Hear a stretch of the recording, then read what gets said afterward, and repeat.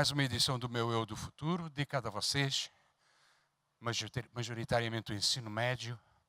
Vamos fazer aqui um bem bolado hoje, quase uma aula bem legal, em que vamos tratar exatamente de ciências para meninos e meninas. E eu vou passar já a palavra para a organizadora desses encontros com o ensino médio, a nossa querida professora, doutora Ivone, primeiro ano Mascarenhas. Uma salva de palmas para ela. Vamos lá.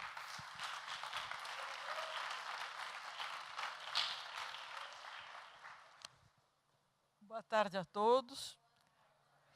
E eu estou muito feliz de ter bastante alunos de ensino médio aqui hoje. E eu agradeço muito ao Instituto, o nosso Instituto de Física aqui, por ter proporcionado ônibus para uma turma, pelo menos, vir de ônibus, que a escola fica distante da USP, então fica mais difícil a locomoção. E nós pretendemos manter essa condução para outros eventos.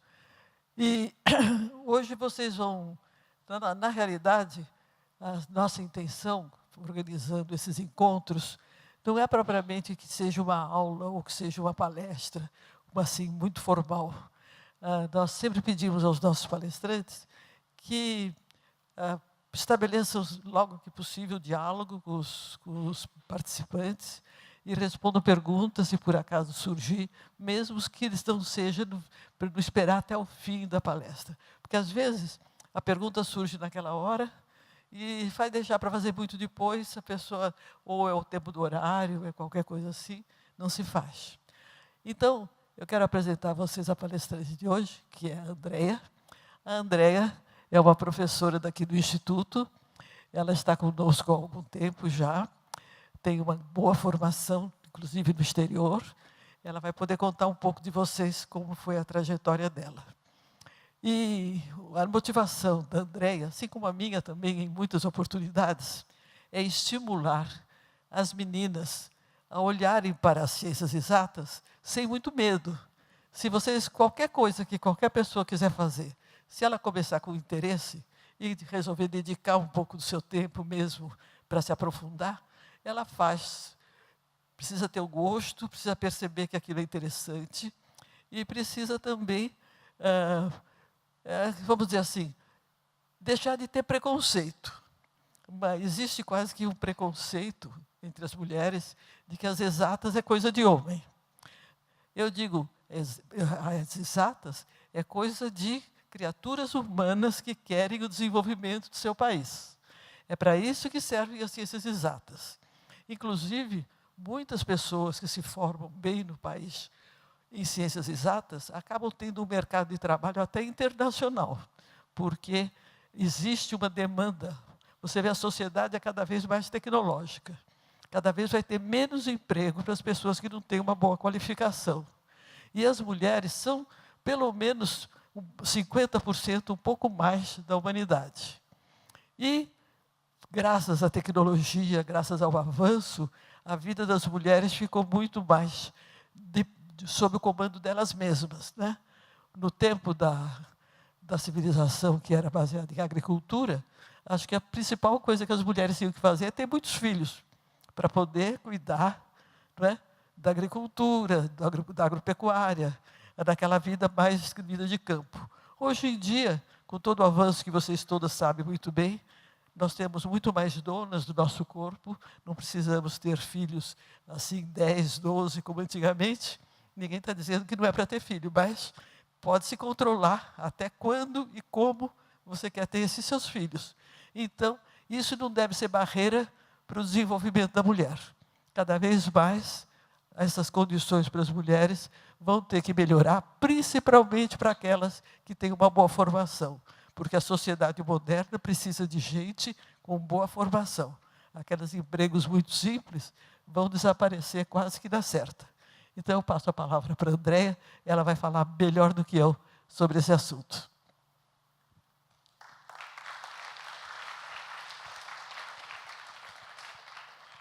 Bom, boa tarde a todos. Eu queria começar agradecendo à professora Ivone por esse convite, que muito me honra.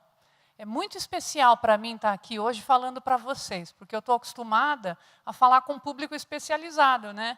A maioria das palestras que eu faço é para gente da minha área, ou gente que entende o tipo de pesquisa que eu faço. Então, para mim, é uma felicidade, foi um exercício muito interessante preparar isso aqui, que eu chamo de bate-papo, não exatamente uma palestra ou uma aula, como a professora Ivone bem colocou, né?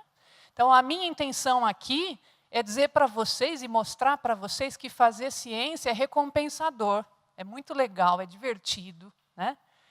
E contribui para o nosso desenvolvimento humano, científico, o progresso da humanidade.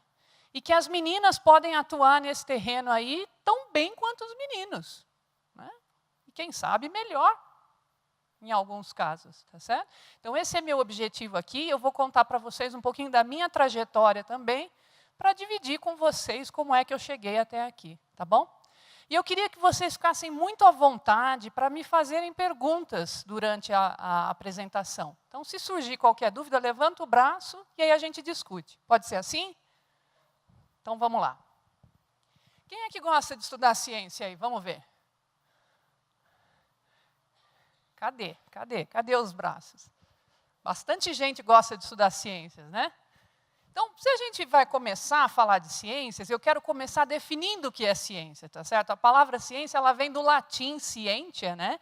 Que significa conhecimento, tá? Então, a própria ciência é o conhecimento. E aí eu estava olhando na Wikipedia, achei essa figura aqui bastante interessante, que eu queria compartilhar com vocês, olha.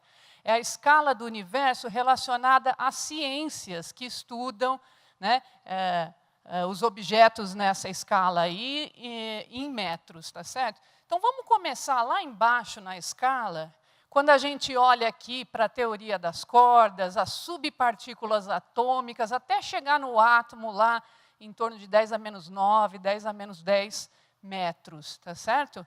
Nessa faixa aqui, ó, né, os temas são das ciências físicas, da química, da física, não é isso? A gente estuda estrutura da matéria, o átomo e tudo mais nas aulas de química e física, certo? Quando a gente vem subindo na escala e chega aqui em torno de 10 a menos 6, né, nós temos as células. E aí entra em cena a ciência biológica, né, funcional, e a biologia celular também, certo? Se a gente continuar subindo aqui, ó, nessa escala aqui de metros, estamos nós, né, e a mente humana também.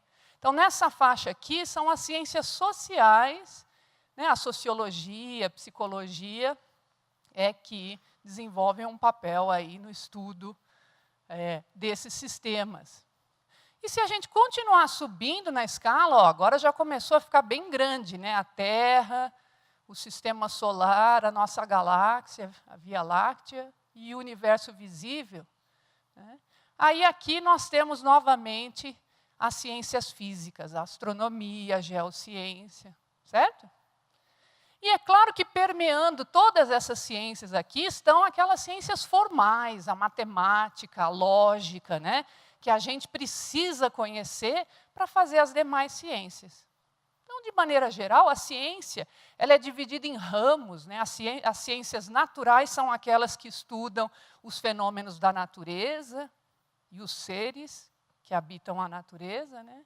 As ciências formais são a matemática, a lógica. E aí tem as ciências sociais, que são aquelas que estudam o comportamento dos seres, né? Então, a partir de agora, quando eu disser ciência, eu vou estar me referindo mais às ciências físicas, tá certo? As ciências exatas, como a professora Ivone colocou. Tá bom, pessoal? Então, vamos lá. Por que estudar ciências? Olha, todo mundo concorda que estudar ciência traz progresso econômico, né? Cura doenças, melhora a qualidade de vida, tá certo? Mas mais do que isso, estudar ciência está intimamente ligado ao desenvolvimento intelectual, social e emocional da humanidade. Vocês conhecem esse cara aqui ou não? Quem é? Albert Einstein. Vamos ver, o que o Albert Einstein falava para a gente? Olha, educação não é o aprendizado de fatos, mas é o treinamento da mente para pensar. Então, fazer ciência não é só para ganhar dinheiro, não é só para curar doenças, embora isso seja muito importante, é claro, mas é também para a gente aprender a pensar, para a gente se desenvolver, né, como humanidade. E esse cara aqui, vocês já viram ele em algum lugar? Quem é esse cara? Stephen Hawking, né, outro físico importantíssimo que faleceu recentemente. Né? O Stephen Hawking diz assim, ó, a ciência não é somente um discípulo da razão, mas também um discípulo do romance e da paixão. Para fazer ciência precisa ter paixão, curiosidade. Né? Para fazer ciência, nós temos que ter sempre portas e janelas abertas para a curiosidade. Isso é o que impulsiona o desenvolvimento científico. Antigamente, quando a gente não tinha muitos conhecimentos, a maioria dos fenômenos naturais que eram observados, as tempestades, as erupções vulcânicas e tudo mais, né? Elas eram atribuídas ao sobrenatural, não é?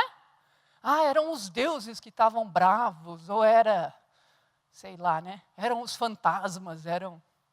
Mas à medida em que a gente foi acumulando conhecimento, né, através do trabalho daqueles que a gente chama hoje de cientistas, nós fomos cada vez mais compreendendo que não há nada de sobrenatural em muitos dos fenômenos naturais.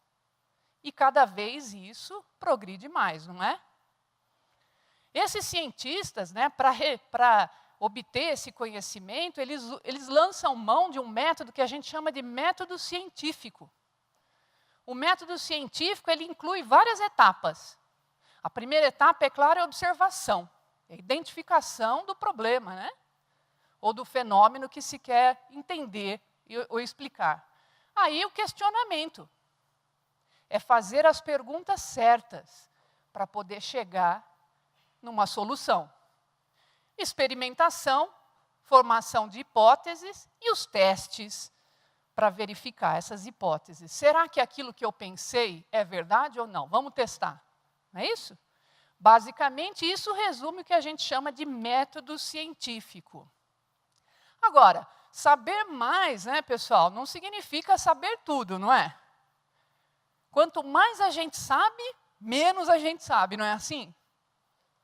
Porque à medida em que a gente vai acumulando conhecimento, vão surgindo novos resultados, vão surgindo novas dúvidas também. E aí você pode pensar, pô, mas aí eu não vou chegar nunca na certeza absoluta. Que bom, né? Que bom, porque é justamente isso que vai manter vivo o nosso fascínio pela ciência. A ciência é infinita. Nós temos sempre mais que aprender, certo? E por que ser cientista? Vocês conhecem esse cara aqui? O que vocês sabem desse cara?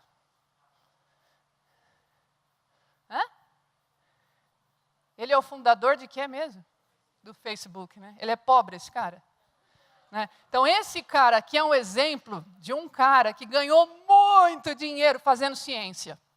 Né? Ele é um programador, ele tem 34 anos, gente. E eu descobri hoje cedo que sabe quanto é a fortuna dele, estimada? Chuta aí, vamos ver. Milhões? Mais, viu? Alguém tem um número aí para chutar? 74 bilhões de dólares é a fortuna estimada dele. Tá certo? E olha o que ele tem para falar para a gente, ó. A nossa sociedade precisa de mais heróis que sejam cientistas, pesquisadores e engenheiros. Nós devemos celebrar e recompensar aquelas pessoas que curam doenças, que expandam o nosso entendimento da humanidade e que trabalhem para melhorar a vida das pessoas. Olha a visão que o Mark Zuckerberg tem. Né? E ele é um cara de visão. Acho que ninguém aqui discorda disso, não é? O Hawkins também diz o seguinte, ó, os cientistas se tornaram os portadores da tocha do descobrimento em nossa busca pelo conhecimento. Ser cientista é legal, é importante, é gratificante, porque você consegue mudar as coisas como elas são. Né? Agora, embora fazer ciência e ser cientista é bacana, meninos e meninas podem fazer ciência igualmente, não é isso que a gente observa na prática. O número de meninas e mulheres na ciência ele é tímido comparado com o número dos homens e dos meninos. Né? A gente sabe que menos que 30% do total de pesquisadores no mundo são mulheres. E dessas que são, há uma predominância, né, de mulheres nas áreas bio, nas áreas farmacêuticas, nas áreas de enfermagem. Né? São áreas que envolvem um certo cuidado. A mulher tem um talento natural para cuidar, né? Por isso que tem muita mulher que gosta de fazer enfermagem, porque tem aquela coisa da meio que um instinto de mãe, assim, de cuidar das pessoas, né?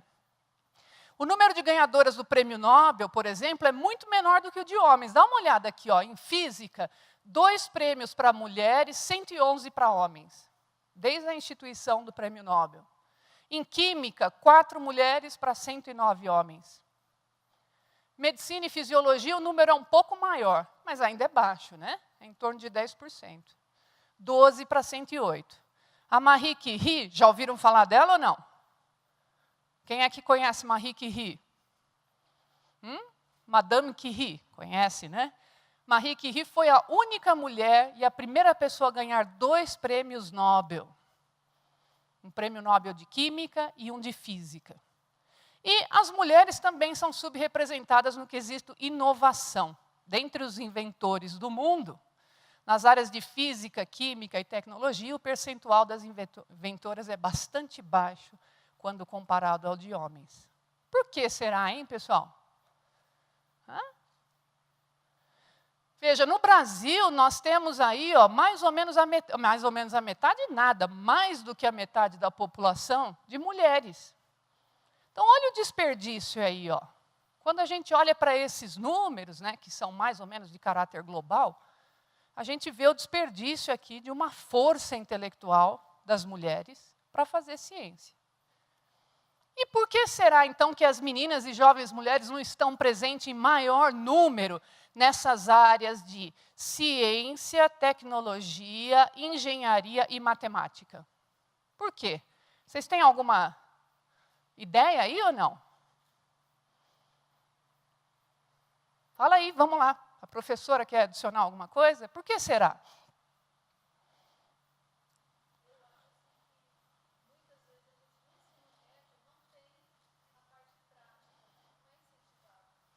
É muito interessante isso que você falou, porque é uma das conclusões do estudo. Nós já vamos mostrar. Mais alguma ideia aí? Por que será que tem menos meninas e mulheres na ciência? Tenho certeza que vocês têm umas ideias aí na cabeça, né? Será, pessoal, que nós temos diferenças biológicas? Será que nós temos inaptidão? Será que nós somos menos agressivas ou menos competitivas do que os homens? Ou será que nós também não temos estrutura psicológica para suportar pressão em cargos de chefia? Ou serão imposições sociais? Ou falta de estímulo na infância? Falta de exemplos de sucesso? Escasso reconhecimento da mulher na ciência? Dificuldades em conciliar as demandas da profissão com do marido, ou com ter uma família. Sobrecarga por acúmulo de funções? O que vocês acham? É mais por aqui ou mais por aqui?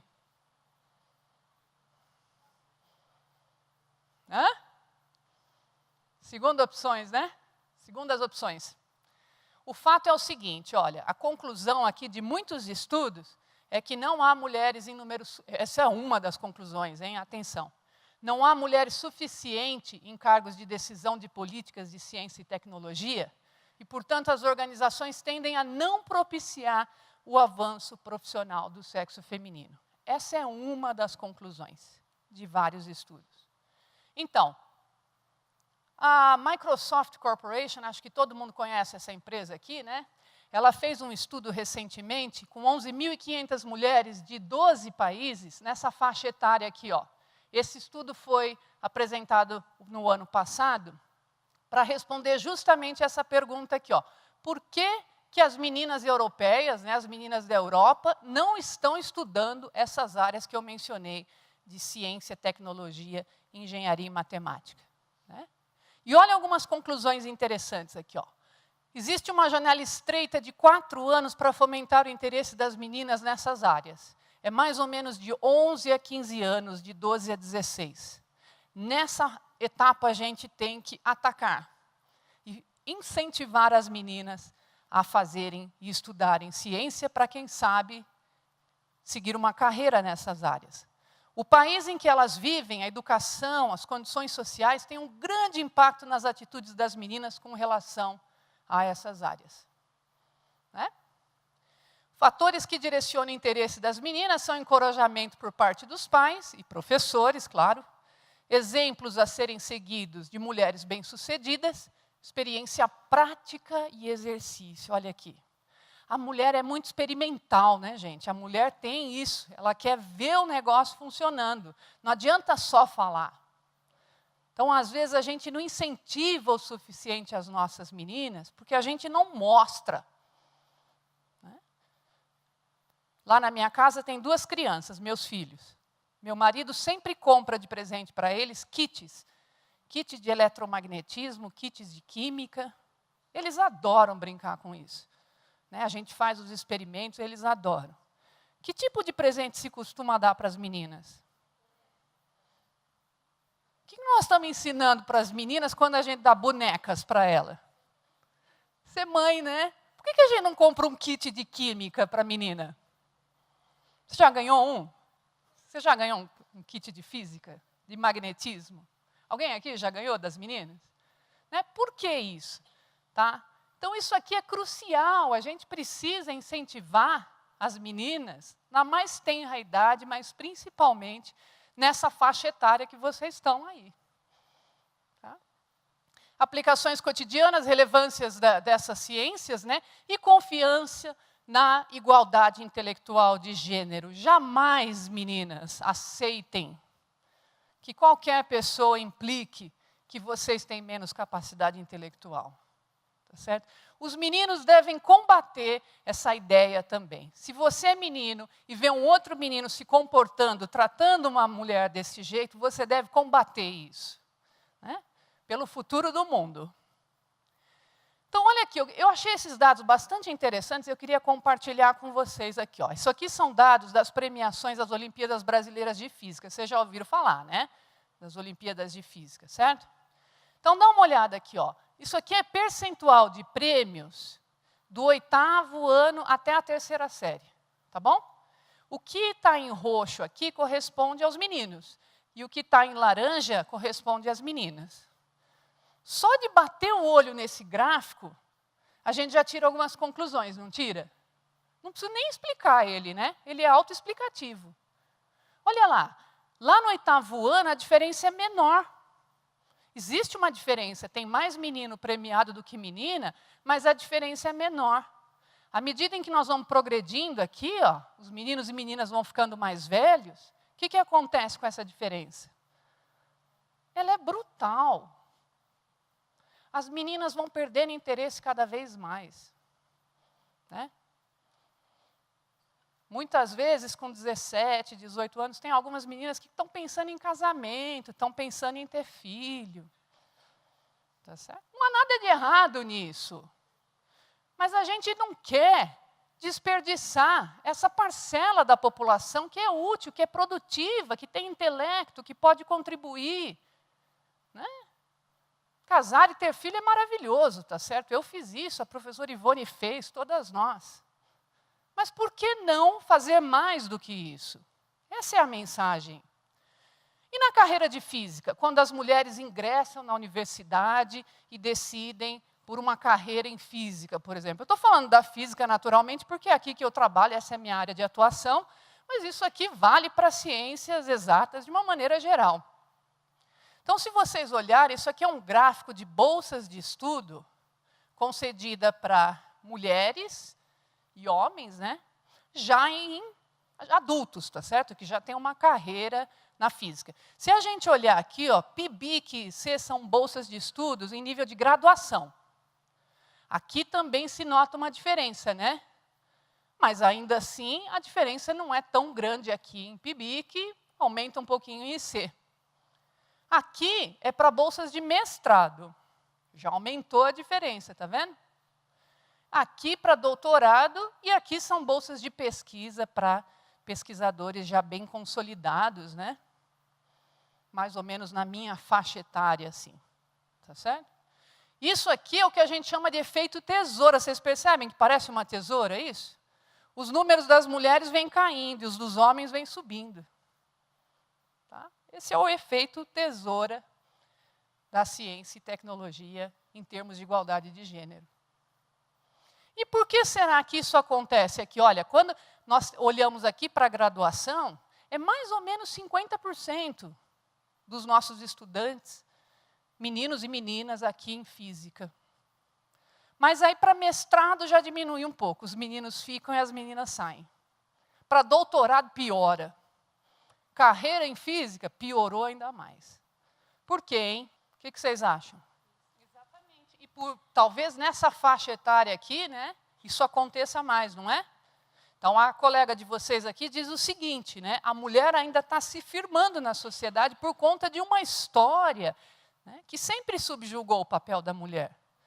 E a mulher ainda está acostumada com a ideia de que ela deve abrir mão dos seus sonhos para cuidar da família, para ter filhos, para ter um lar, para cuidar do marido, enfim. Não é isso? Né? Provavelmente. E nessa faixa etária aqui, depois que elas terminam a graduação e tal, talvez seja aquela idade em que elas estão casando, estão tendo bebês e acham que não dá para continuar com a carreira. Certo? Bom, isso é um fenômeno global, como eu havia mencionado para vocês, né? Isso aqui é um estudo, ó, que foi feito com os 50 departamentos, os 50 top, né? Os melhores departamentos de química no mundo, tá certo? Mas é um dado global. Aqui ó, nós temos o pessoal que entra na universidade, aí quando a nível de doutorado isso cai, né? Postdocs ainda mais, professores assistentes, professores associados e em termos de professores titulares, que é o topo da nossa carreira acadêmica, nós temos um número aí bem menor de mulheres com relação aos homens. Se nós olharmos para as mulheres que estão nas academias nacionais de ciência, esse número é ainda mais baixo. E isso é uma coisa que nós precisamos combater. Isso aqui a gente pode fazer analogia, né, com um cano furado, tá certo? Então, à medida em que a água vai passando, né, vai aumentando o vazamento em vários pontos, e aí lá no final a gente tem números muito baixos. Tá? E bebês e casamento estão entre as causas para esse cano que vai vazando ao longo do tempo aí. Tá certo? E aqui eu queria fazer um agradecimento especial à professora Ivone, porque ela me apresentou essa pessoa aqui, que é muito interessante, muito competente, chamada Reshma Saujani. Né?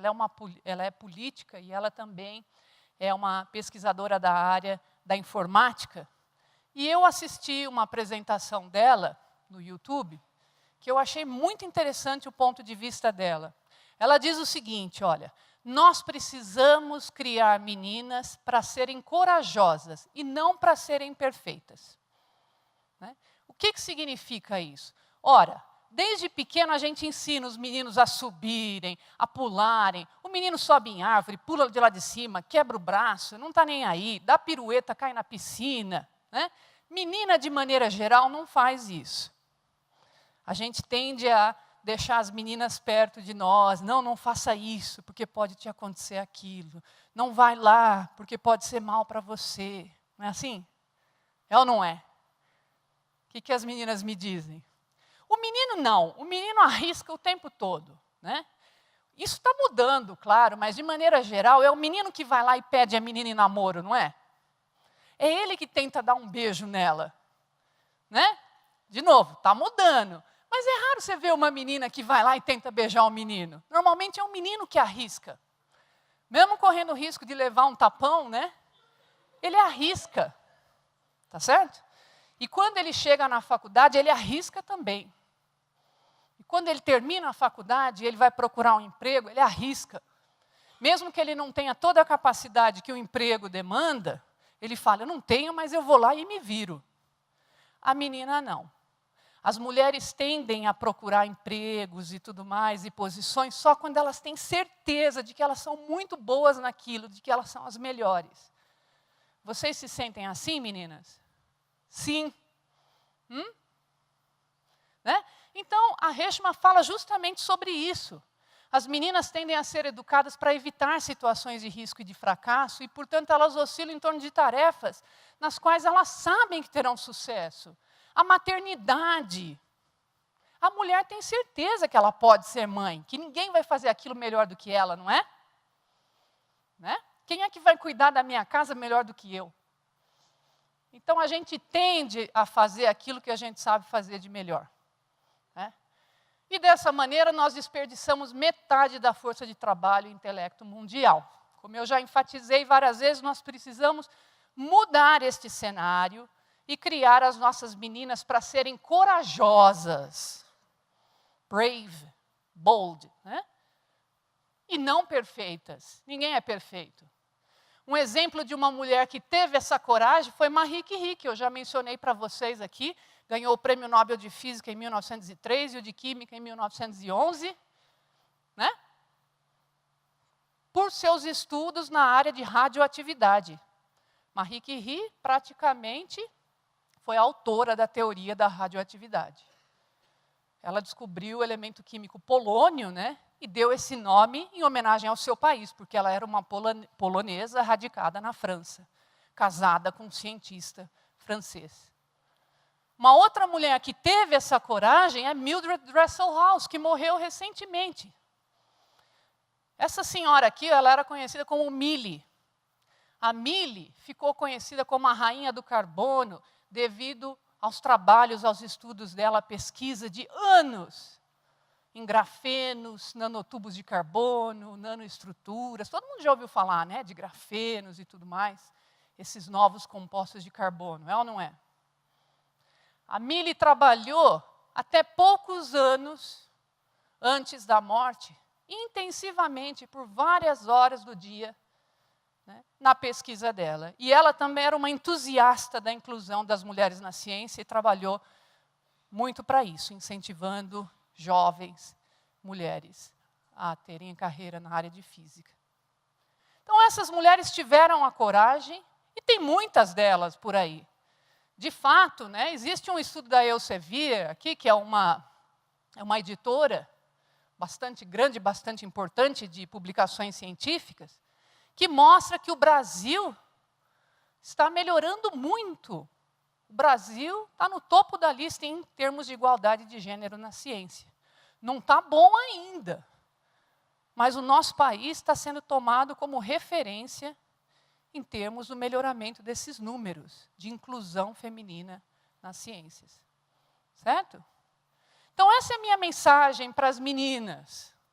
As coisas já começaram a mudar, o futuro é agora, e nós não podemos retroceder. Tá certo? As meninas podem fazer tudo aquilo que elas se proporem a fazer. E eu espero, sinceramente, que vocês tenham essa vontade de mudar o mundo. Agora eu queria contar um pouquinho para vocês, que vocês devem estar curiosos ou não, não sei, sobre a minha trajetória. Porque não adianta eu vir aqui ficar falando, né, de que mulher pode fazer ciência, pode ter filho, pode casar, se eu mesma não der um exemplo prático e real, né? Então, eu quero contar um pouquinho de como eu cheguei até aqui, dividindo com vocês. Isso aqui é uma foto minha no colo da minha mãe, quando eu tinha mais ou menos 1 ano de idade, tá certo? Só para situá-los, né, eu venho de uma família muito pobre. A minha mãe teve poucas oportunidades e ela sempre lutou muito para que eu tivesse mais oportunidades do que ela. Minha avó era lavadeira, meu avô era funileiro. Eu sempre estudei em escola pública, né? Eu nunca fui em escola particular. Eu sou natural de Araraquara, a cidade vizinha aqui. Bom, só de olhar para mim, assim, vocês devem imaginar que eu passei a infância inteira ouvindo que eu tinha que jogar basquete e vôlei, certo ou não?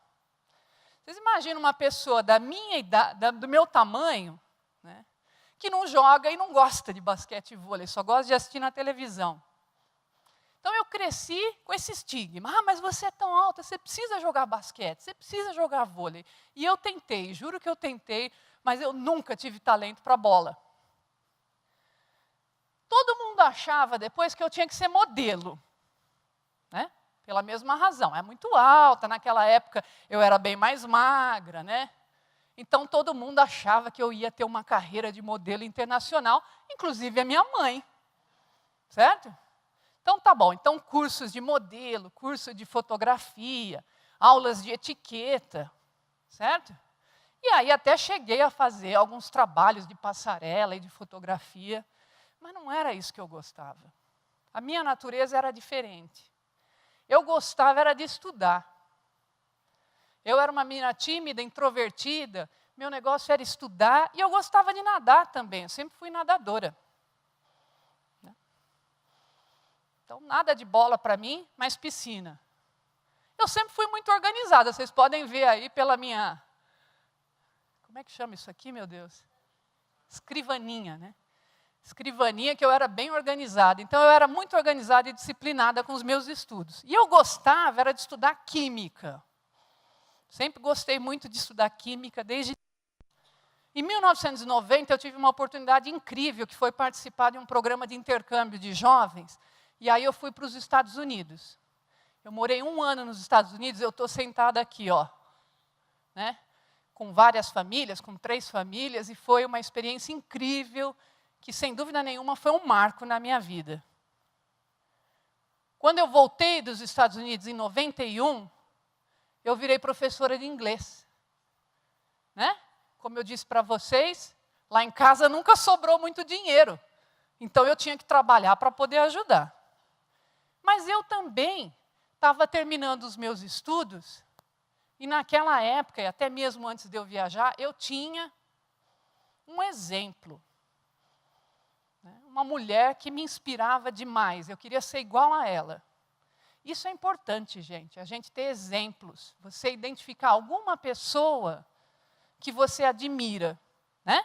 E que você diga, quando eu crescer, eu quero ser igual a esse cara, ou igual a essa mulher. E, infelizmente, eu não consegui achar nenhuma foto dela, embora eu tenha procurado bastante, faz muito tempo isso, né? Era a minha professora Dilma, foi a primeira inspiração na química para mim. Depois eu tive 2 outras mulheres que muito me impressionavam e com as quais eu queria me parecer. Uma delas é a professora Elizabeth Stuck, professora da Unesp em Araraquara, da Química, que também é nossa prima, né? Tem um parentesco com a gente. E a professora Mariana Dávalos, que foi minha orientadora lá no início, na graduação e também durante o mestrado. Então, vocês imaginam, logo depois que eu terminei o programa de intercâmbio, eu terminei meus estudos, virei professora de inglês e entrei na faculdade para fazer aquilo que eu mais gostava, que era a química. Quando eu cheguei em casa e falei para minha mãe, eu vou fazer o vestibular para química, ela fez assim, ó, química? Como assim? Vai estudar direito, menina. Vamos investir na carreira de modelo? Claro, minha mãe sempre quis o melhor para mim. Mas ela, como tantas de nós, não tinha essa visão que uma mulher pudesse ser bem-sucedida fazendo química, ou física, ou engenharia, certo? Tá bom, então eu entrei na faculdade, né, comecei meus estudos, vocês estão vendo que eu estou com a camiseta do CCAA aqui, porque eu era professora do CCAA, não é propaganda não, mas na época que eu fui professora de inglês, né, durante uns 10 anos aí da minha vida, eu trabalhava no CCAA em Araraquara, certo? Depois que eu terminei a graduação, eu fiz o mestrado em Química e eu tinha uma bolsa de estudos do CNPq, porque, de novo, eu tinha bom currículo. Né? A gente só ganha bolsa quando a gente se esforça e tem bom currículo.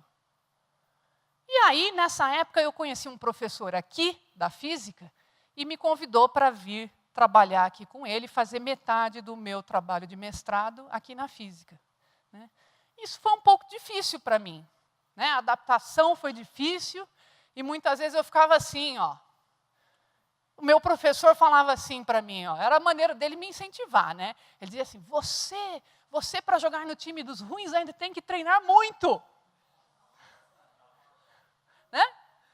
Mas era a maneira dele me incentivar, tá certo? Pois é, que maneira de incentivar, né? Então, o que a gente faz diante disso, meninas? Choramos ou vamos à luta? Vamos à luta. E aí eu consegui terminar o meu mestrado com distinção e louvor, tá certo? Eu gosto de contar isso, porque para mim, na época, foi um grande orgulho. Foi difícil o mestrado para mim, me adaptar ao ambiente da física, tendo vindo da química, foi um pouco complicado, né? As coisas eram mais difíceis, tinha muita coisa que eu não sabia, eu tinha algumas deficiências, ainda tenho até hoje, naturalmente, né? Sempre estudei em escola pública, então não tinha, naquela época, uma formação assim de tão alto nível, mas eu busquei, eu corri atrás daquilo que me faltava, certo? E aí, quando eu terminei o meu mestrado com distinção e louvor, o meu professor daqui da física chegou e falou assim, por que você não vem para São Carlos trabalhar comigo na física? Eu falei, eu? Tem certeza? Você acha que eu dou conta? Ele falou, claro que dá, vem trabalhar comigo. Então, aí eu vim para esse instituto aqui. Eu vim fazer o doutorado, que foi assim, ó. Preciso falar mais alguma coisa? Não. Esse foi meu doutorado na física. Assim também. Em 2003, eu concluí o doutorado, né, com bastante esforço e empenho, na área de espectroscopia laser, trabalhando com lasers de infravermelho. E, durante esses anos, eu também tive bolsa de estudo, porque o meu currículo era muito bom, porque meus relatórios eram muito bons e a minha produção era muito boa. Eu corri atrás. Eu tive um pouco daquela coragem lá que outras mulheres já tiveram, que a professora Ivone teve durante toda a sua vida científica. Aquela coragem que eu quero que vocês tenham. Em 2004 até 2006, eu fiz alguns pós-doutorados, eu ainda trabalhava aqui no Instituto e também lá na UFSCar. Em 2006, surgiu uma grande oportunidade. Surgiu a possibilidade de eu me tornar professora aqui nesse instituto. Né? E abrir um concurso. E aí, alguns dos meus colegas aqui, que naquela época eram meus professores, falaram, olha, vai abrir um concurso. Você não gostaria de prestar esse concurso? Por que você não faz? Aí eu falei, eu? Tem certeza? Eu, a química, aquela que precisa treinar muito para entrar no time dos ruins? Né? E aí o pessoal falou, não, nós achamos que você tem condição de fazer esse concurso. E foi assim que eu me tornei, então, professora doutora desse instituto aqui, né? E comecei um grupo de pesquisa, que é o que eu lidero hoje em dia, vou mostrar para vocês já já. Certo? Aquele ano eu fiquei feliz porque eu escrevi meu primeiro projeto de pesquisa de R$180 mil. Isso era mais dinheiro do que eu já tinha visto na minha vida, tá certo? E eu ganhei esse dinheiro num projeto de pesquisa da FAPESP. Em 2007, eu ganhei um prêmio, que também foi um grande incentivo na minha carreira. É o Prêmio L'Oréal for Women in Science, né, para mulheres na ciência. Não é concurso de beleza, viu, gente? Embora muitos dos meus colegas tenham tirado sarro na época, o que é isso, concurso de beleza? Não, não foi. Isso aqui é um prêmio dado pela empresa L'Oréal de cosméticos para incentivar a presença de jovens pesquisadoras nas ciências. Então, naquele ano, eu ganhei o prêmio da física, junto com a minha colega Tatiana, Tatiana aqui, lá do Rio de Janeiro. Tatiana teórica, física teórica, hardcore, trabalha com emaranhamento de spins, né? E eu, algo entre química e física, trabalhando na área de materiais. Tá? E aqui as demais ganhadoras de outras áreas, de química, de biologia, enfim. Essa aqui sou eu, toda feliz, depois de ter pego o meu cheque de $20 mil. Usado para ciência, claro, para investimento no meu laboratório. Em 2007, eu ganhei também uma bolsa de produtividade em pesquisa de uma agência aqui do Brasil, que é o CNPq. Eles dão essa bolsa aqui para pessoas que têm um certo nível de produção, né, como se fosse um prêmio. Eu encaro como um prêmio até hoje. Né. Também ganhei uma bolsa de pesquisa de uma fundação de muito prestígio alemã, que é a Alexander von Humboldt. Só que tinha um probleminha. Quando eu descobri que ganhei a bolsa, eu descobri que estava grávida. Né? Falei, ai, meu Deus, e agora? Como vai ser minha carreira? Meu Deus, né? Aí escrevi um e-mail, morrendo de medo deles cancelarem minha bolsa para a Alemanha. Falei, olha, tem um probleminha. Estou grávida. Aí passou uns 10 minutos, eles me escreveram de volta assim, ó.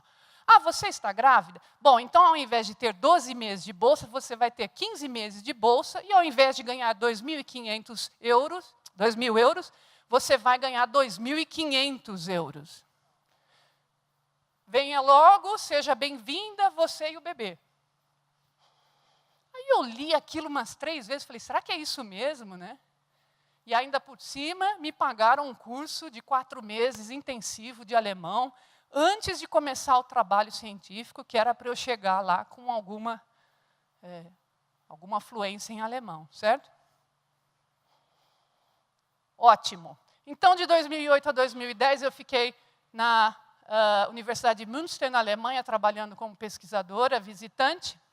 E quando faltava 2 semanas para o meu filho nascer, eu recebi um convite para participar de um evento que é chamado Encontro Lindau dos Laureados Nobels, ou Nobels. O que é que vem a ser isso? Todo ano na Alemanha, nessa ilha de Lindau aí, eles promovem um evento em que eles chamam prêmios Nobel de uma dada área, cada ano é uma área, certo? E aí eles convidam jovens promissores de várias academias brasileiras de ciência, né? Que são recomendados por várias academias, para participar e interagir com os prêmios Nobel. Certo? E eu recebi esse convite, imagina a minha honra. E faltavam umas 2 semanas para o meu filho nascer. E agora, meninas, o que a gente faz? Vai ou não vai? Era em outra cidade, ficar no sul da Alemanha, eu morava no norte da Alemanha, eu estava super pesada. Fui no médico, quase chorando. Doutor, eu recebi esse convite para participar, imagina. Né? O que eu faço, doutor? Será que não é arriscado? O alemão ficou olhando para a minha cara assim. Depois que eu terminei de falar, ele falou assim, você seria louca se você não fosse nesse encontro. Mas, doutor, e se a criança nascer? E se eu entrar em trabalho de parto, doutor? Falou, presta atenção, vou te explicar. Se você entrar em trabalho de parto, você pede para alguém te ajudar a ir até o próximo hospital. Certamente vai ter um na cidade. Chegando lá no hospital, vão ter as enfermeiras e os médicos que vão poder te ajudar a ter a criança. Entendeu? Né? Então, assim foi. E aí eu viajei 8 horas de trem, super inchada, né? Barriguda, morrendo de felicidade, para participar desse encontro aqui, que foi um marco na minha carreira também. Então, aqui estou eu com um dos prêmios Nobel de Física e aqui com outro da área de ótica, esse aqui da área de supercondutores. 2 semanas depois, quer dizer, 1 semana depois que eu voltei para casa, nasceu o Pedro, meu primeiro filho, e logo, logo eu me casei, né, com aquele que é amigo, parceiro, pai, colega e meu maior apoiador na carreira científica. Certo? E aqui fica um conselho para as meninas. Escolham, aliás, não só para as meninas, mas para os meninos também. Escolham estar com pessoas que apoiem vocês. Não pessoas que tragam vocês para baixo e que digam que vocês não são capazes. Se vocês, meninas, acham que não é possível casar e ter bebês, enquanto tendo uma carreira científica, escolham os homens certos. Escolham aqueles que vão fazer o papel deles, que é 50% do trabalho, certo? Né? Um bebê a gente não faz 50-50? Façam as escolhas certas na vida. Em 2009, quando ainda morava na Alemanha, eu me tornei membro afiliado da Academia Brasileira de Ciências. Essa é uma categoria de jovens membros, né? Então eu fui eleita naquele ano. 2010, nasceu o Lucas, o meu segundo filho. E no início de 2011 eu retornei ao Instituto e ao meu grupo de pesquisa. Em 2015 eu dei um passo importante na progressão da carreira e me tornei professora associada aqui do nosso Instituto. Agora vocês devem estar curiosos para saber a ciência que eu faço, né? Eu estou interessada no desenvolvimento de materiais luminescentes. Vocês sabem, vocês já ouviram essa palavra? Já ouviram falar de fluorescência? Já? Né? Quando você está viajando na estrada à noite, né, a luz do o farol está ligado e você vê as placas brilhando assim, não é? Se você apaga a luz do farol, você não vê nada, não é? Esses são materiais luminescentes. São materiais que, mediante um estímulo, né, ou seja, eu jogo luz em cima deles, eles me respondem com mais luz ainda, não é assim? Então, esse é o campo da pesquisa que me interessa, a geração e a manipulação de luz. Tá? Então, eu trabalho, por exemplo, com o desenvolvimento de vidros que geram emissão laser.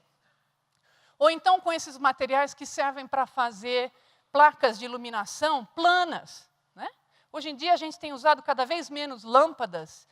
Né? E o futuro é flat, o futuro é plano na iluminação, certo?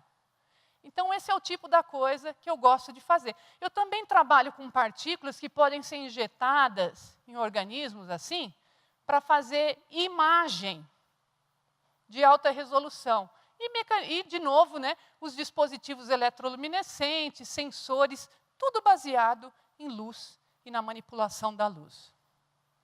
Uma grande parte dos materiais que eu estudo são vidros. O vidro é um material não cristalino que apresenta o fenômeno da transição vítrea. Vamos entender direito esse negócio aí, ó. Um material cristalino, pessoal, é aquele que exibe uma periodicidade. Já ouviram essa palavra? Vem de periódico, né? De repetir, tá certo? Então, um material cristalino, ele é muito bem organizado.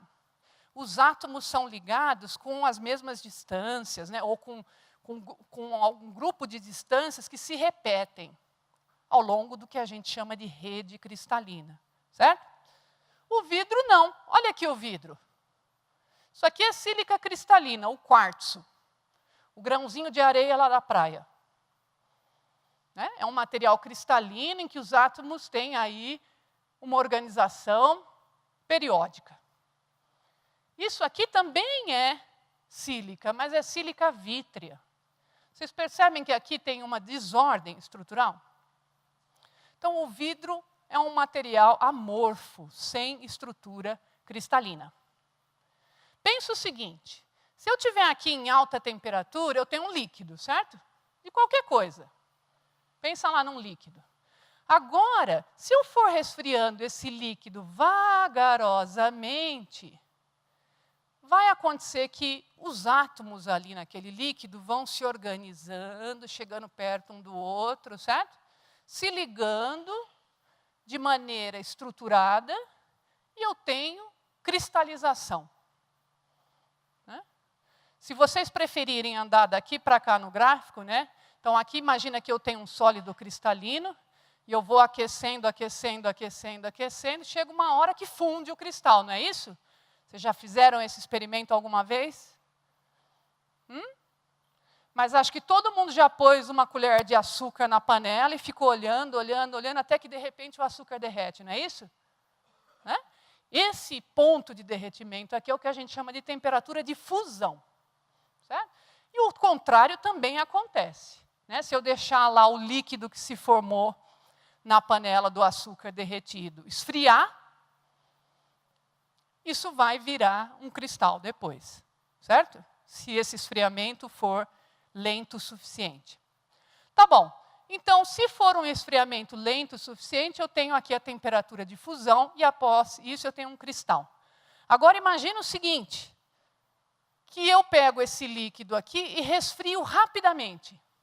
Eu pego o açúcar lá da panela fundida e jogo dentro d'água. Tem um choque térmico, não tem? Como o resfriamento foi muito rápido, os átomos não tiveram tempo de se organizar numa estrutura cristalina. E aí, então, a gente forma um vidro. É como se eu tivesse uma sopa de letrinha, né? tá certo? Uma sopa com vários pedacinhos lá, e de repente eu fizesse uma mágica e congelasse. Aí tem um pedaço de cenourinha aqui, uma batata ali, mas não tem repetição. Isso é uma estrutura amorfa, certo? Isso é um vidro. Agora, imagine que depois de pronto o vidro, eu aqueça ele lentamente, de maneira que eu dou tempo para os átomos se organizarem, aí eu posso obter o que a gente chama de uma vitrocerâmica, que é um vidro com pontos cristalinos, certo? Tá bom, isso é só uma introdução aos vidros. Esses materiais vidros, eles estão aqui na Terra, pessoal, muito tempo antes da gente, né? Estima-se que há 29 milhões de anos atrás, já existiam vidros sendo formados pela natureza na Terra. Por exemplo, por colisão de meteoritos em áreas desérticas, como o Saara, por exemplo, né? Então, aqui tem um vidro do deserto da Líbia que foi descoberto em 1932. E a idade dele é muito, muito antiga. Bem antes de haver civilização na Terra, né? Hoje em dia a gente tem meios de quantificar isso. Os vidros preparados pela natureza são também do tipo vulcânicos. Então o vulcão entra em erupção, tem a lava, tá certo? A lava esfria rapidamente e forma vidros, como esse aqui chamado de obsidiana. Olha as datas, nós estamos falando aqui que em cerca de 7.000 antes de Cristo, apareceram os mais antigos objetos que eram feitos a partir dessas pedras, né? Eles acreditavam que eram pedras obsidianas. Isso aqui era encontrado na natureza. Era encontrado no deserto, era perto dos vulcanos. Cerca de 1.500 anos antes de Cristo surgiram os primeiros objetos rígidos e lá por 700 antes de Cristo as pessoas começaram a fazer vidros. Então surgiram as primeiras receitas. Em 200 a.C. surgiu o desenvolvimento do que a gente chama de pipa de sopro. Vocês já viram alguém fazendo vidro? Não? Já viu? Já viu a pipa de sopro? É um tubo comprido de ferro, né? A pessoa enfia lá dentro do forno, onde está sendo fundido o material, tira uma quantidade, e aí tira e ele assopra. E assoprando ele consegue fazer esses objetos aqui, né, ocos, como, por exemplo, vasos, jarras, essas ânforas, enfim. Tá? De 100 a.C. a 400 depois de Cristo, o Império Romano entrou na jogada. Né? E aqui houve um grande desenvolvimento da arte de fazer vidros, tanto para decoração como para recipientes utilitários, né? Vasos, jarras, coisa desse tipo. Tá? Em 1300 depois de Cristo, Veneza, na Itália, vai se tornar um grande centro da arte vítrea. Vocês já devem ter ouvido falar de vidros venezianos, ou de Murano, peças Murano, né? Murano é uma cidade perto de Veneza, que é muito famosa pela arte vítrea. E a partir de 1600, começaram a haver alguns usos tecnológicos dos vidros. Por exemplo, na fabricação de lentes para microscópios, telescópios e também espelhos. Aí surgem os primeiros registros de receitas de vidros registrados de forma escrita, né? E, na sequência, se desenvolveu o vidro cristal, tão belo, tão apreciado por todos nós. Esse aqui é uma foto da sala de cristais do Palácio de Versalhes, na França, né? E toda essa beleza aqui é feita de vidro, aquele vidro fundido que eu expliquei para vocês. Em 1876, propriamente, começou a pesquisa científica dos vidros, né? E ela começou na Alemanha. Então, a Alemanha é o berço do estudo científico, da pesquisa propriamente da fabricação de vidros, né? Aqui está a tabela periódica que todo mundo conhece. Em princípio, quase todos os elementos da tabela periódica podem dar formação a um vidro, né? Desde que eles sejam combinados com outros adequadamente. Certo? Então, acho que eu não preciso fazer muito esforço para convencer a vocês que depois da Era do Ferro, a Era do Bronze, a Era do Bronze, né? Nós chegamos finalmente à Era do Vidro. O vidro é encontrado hoje nas mais diversas aplicações. Em arquitetura, em defesa, né? Isso aqui é um vidro blindado de carro. O vidro também é utilizado para blindar os coletes à prova de bala dos policiais, né? Aquilo são fibras de vidro, né, que protegem o colete por dentro. Cooktops, né, aqueles fogões planos, né, em que a gente não tem mais fogo, mas tem a geração de aquecimento por indução. Biomateriais, como, por exemplo, próteses dentárias, ou pinos, né, para arrumar o joelho, para arrumar o fêmur, não é assim? Pequenos ossinhos lá para consertar aqui o ouvido, ó. Isso aqui são próteses auriculares. Isso aqui é o que a gente chama de Gorilla Glass, né? É o vidro Gorilla desenvolvido pela Corning. Alguém sabe o que é esse vidro aí ou não? Ninguém? Fala aí. É o vidro do seu celular, né? Tá? É um vidro muito forte, de alta resistência mecânica, né? Muitas vezes o seu celular cai no chão e ele não quebra, não é assim? Pelo menos a Corning espera que sim, porque esse vidro Gorilla aqui, ele é desenvolvido para ter altíssima resistência mecânica. Tá? E assim por diante, né? Então, objetos de decoração, objetos de resistência, implantes no corpo, vidros óticos para geração de luz e etc. E onde é que o Brasil, o nosso país, se enquadra nessa pesquisa aqui? Será que nós temos uma indústria forte de vidro? O que vocês acham? Hã? Temos. Até temos, mas de vidros utilitários, né? De prato, de copo. Isso a gente tem. Inclusive, próximo de nós aqui, né? Em Porto Ferreira, Santa Gertrudes, a gente tem uma indústria relativamente forte de vidros e cerâmicas também. Mas em termos de vidros tecnológicos, para aplicações tecnológicas como as que eu mostrei para vocês, nossa indústria ainda está muito aquém. Tá certo? E é por isso que essa é uma área de pesquisa muito interessante, né, em que a gente está atuando agora. Aqui em São Carlos existe um centro de pesquisa que é só dedicado a essa pesquisa de vidros e vitrocerâmicas. Tem alguns pesquisadores desse centro aqui, que estão na Universidade Federal de São Carlos, na UFSCar, alguns aqui na USP, e um deles na Unesp, em Araraquara.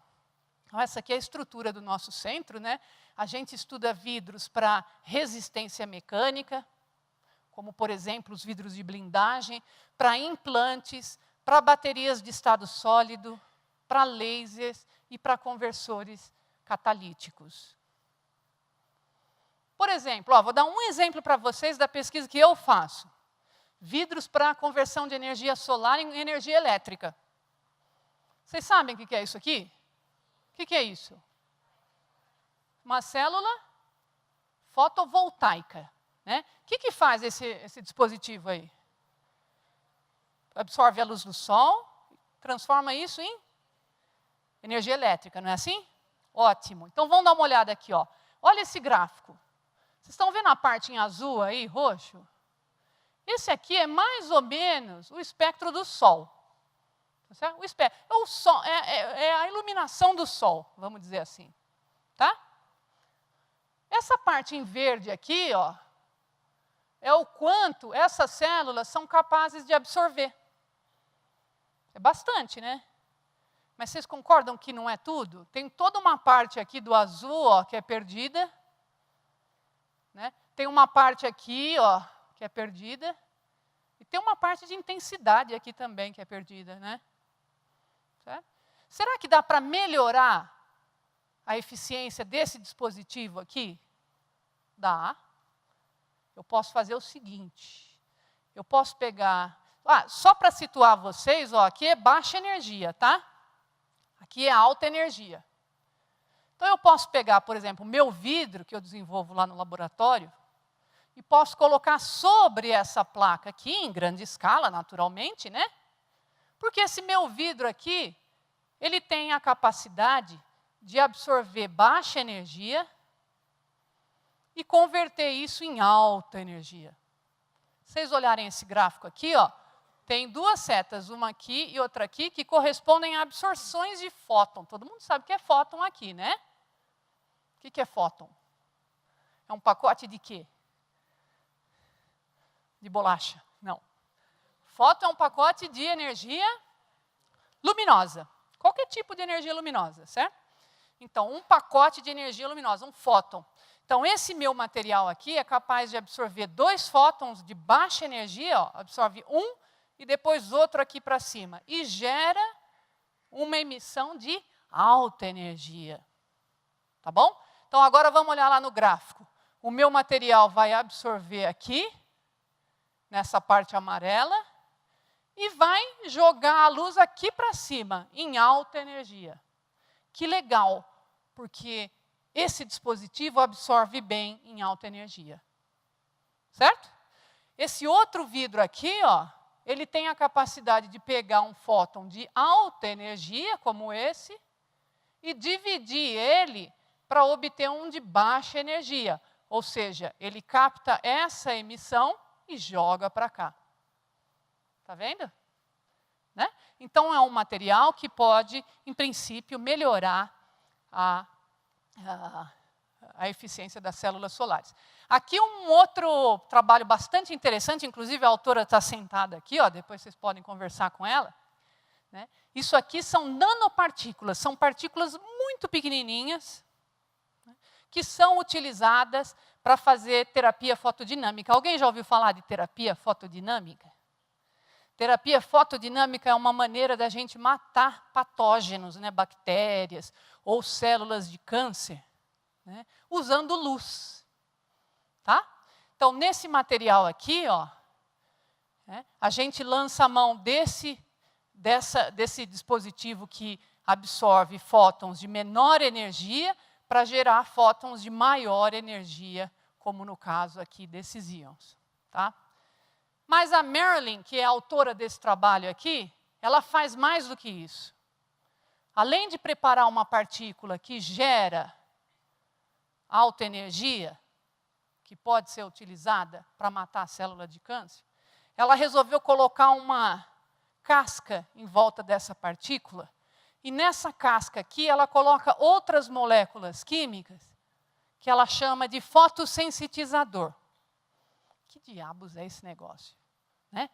O fotossensitizador é uma molécula que, em contato com o oxigênio da atmosfera e com o estímulo de luz, gera uma espécie radiativa que destrói qualquer negócio, que chama oxigênio singleto. Oxigênio singleto mata tudo. Mata célula, mata bactéria, mata tumores. Certo?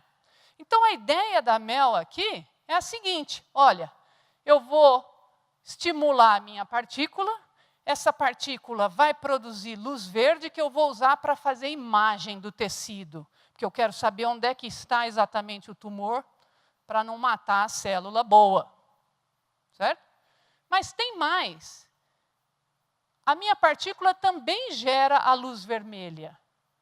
E o fotossensitizador aqui responde a essa luz vermelha. Ele absorve essa luz vermelha, reage com o oxigênio e gera aquela espécie ativa que pode matar o tumor. Né? Então, esse aqui é um dispositivo, né, que usa luz para uma aplicação muito importante, que é o tratamento de tecidos com câncer. Tá certo, pessoal? São 2 exemplos. Um outro exemplo está aqui, ó, esse aqui é mais fácil de entender. São células eletroluminescentes. Se você olhar aí na tela do seu celular ou na tela do seu tablet, né, ele é plano, não é assim? Não tem lâmpada, mas tem todas as cores com alta resolução, não é isso? Devido a esse tipo de pesquisa aqui, em que a gente procura materiais muito bons para gerar emissões cada vez mais eficientes. Tá?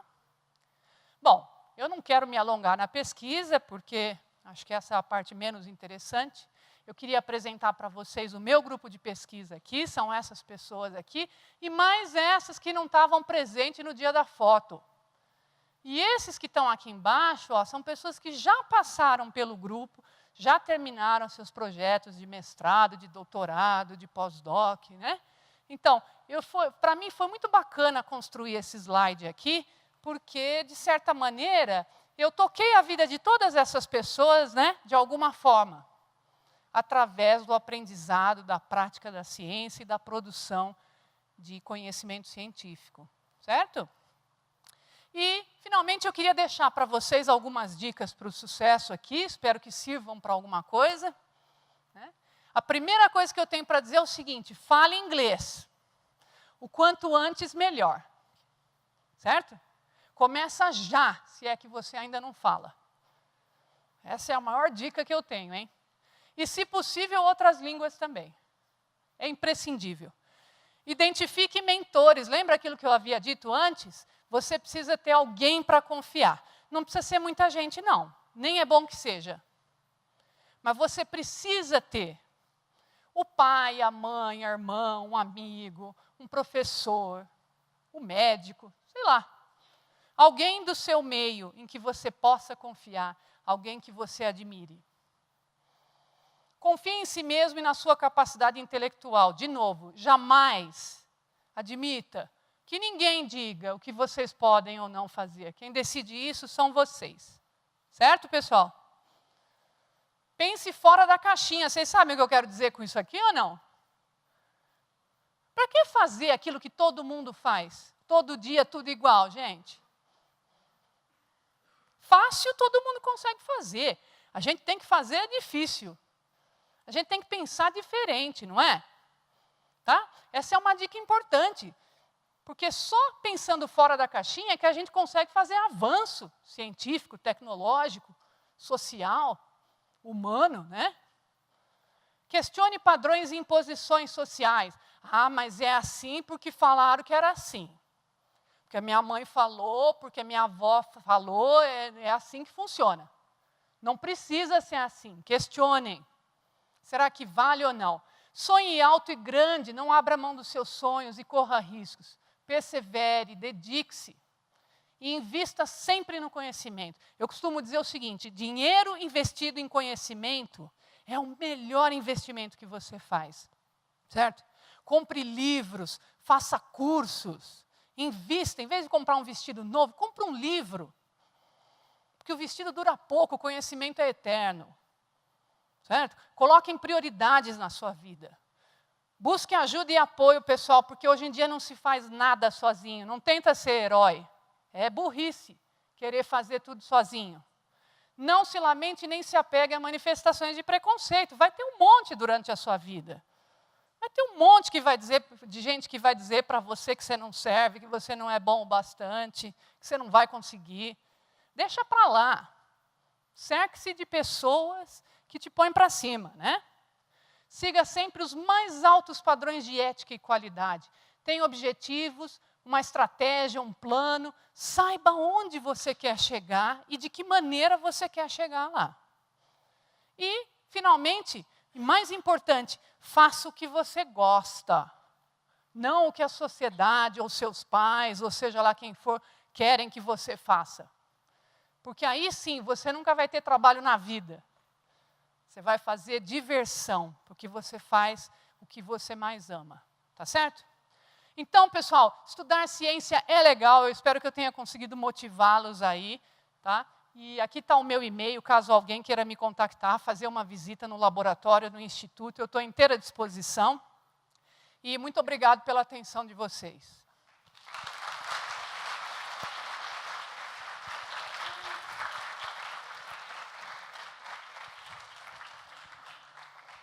Bom, agora então estamos praticamente no horário previsto, mas ainda temos tempo para alguma pergunta. Alguém que queira fazer uma pergunta, pedir um esclarecimento, ou fazer uma sugestão, que nós estamos abertos para sugestões também e críticas. E eu perguntas, vamos lá, alguém tem uma perguntinha? Olha lá, tem um mocinho ali. Eu vou te dar o...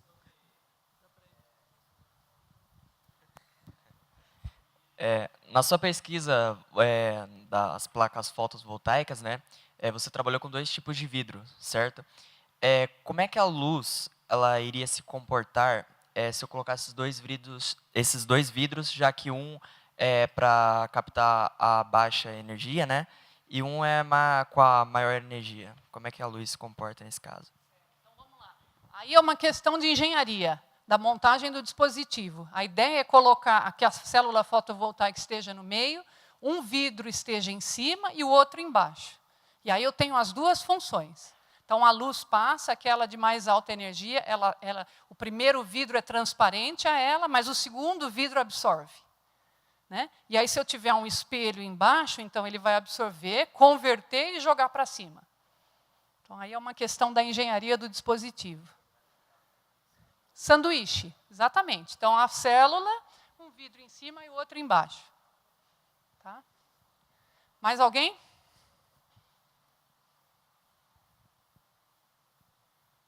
Quando não há perguntas, de duas uma. Ou todo mundo entendeu tudo e ficou super satisfeito, ou então não entenderam nada. Vergonha de quê? Pergunta? Pode perguntar. Não tem problema. Pergunta aí para ela, por exemplo, qual é a espessura do vidro que você tem que usar. Ela vai gostar de responder. Você não quer falar no microfone? Fala para mim. As espessuras dos vidros? Olha, para te falar a verdade, eu não sei te responder isso agora, porque a gente teria que fazer testes em loco, né, que a gente fala, ou seja, no local. E aí essas espessuras eu consigo otimizar. Né, eu consigo fazer vários testes com várias espessuras e aí ver qual deles é que deu a melhor resposta. Tá bom? Mais alguém? Vocês conhecem o Instituto? Já vieram fazer uma visita aqui, nos laboratórios e tal? Então, né? Pois é, então essa é uma pergunta. Professora Andréa, posso vir conhecer o Instituto? Posso vir no seu laboratório? Pode. É só anotar o meu e-mail ali e entrar em contato.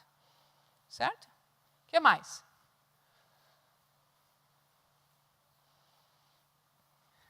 São tímidos.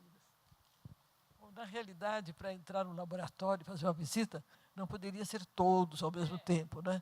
Então, vocês podem organizar na sua escola, assim, digamos, uns 4 ou 5 que queriam muito ver o laboratório, faz a listinha, faz o e-mail, marca uma hora, pode ser até um sábado de manhã, pode até ser um sábado de manhã, para quem tem muita vontade de ver, levanta cedo no sábado e vem visitar o laboratório, tá bom? Para não perturbar o horário das aulas. Estamos às ordens aqui, viu? Com muito prazer, com muita satisfação para receber vocês todos e ajudar no que for possível. E queremos mais ainda, queremos receber vocês como alunos nossos, logo que vocês forem fazer um vestibular, com muita coragem, muita determinação, estudando, fazendo muita lista de exercícios, né? Que com bastante esforço dá certo. Muito obrigado por tudo, então.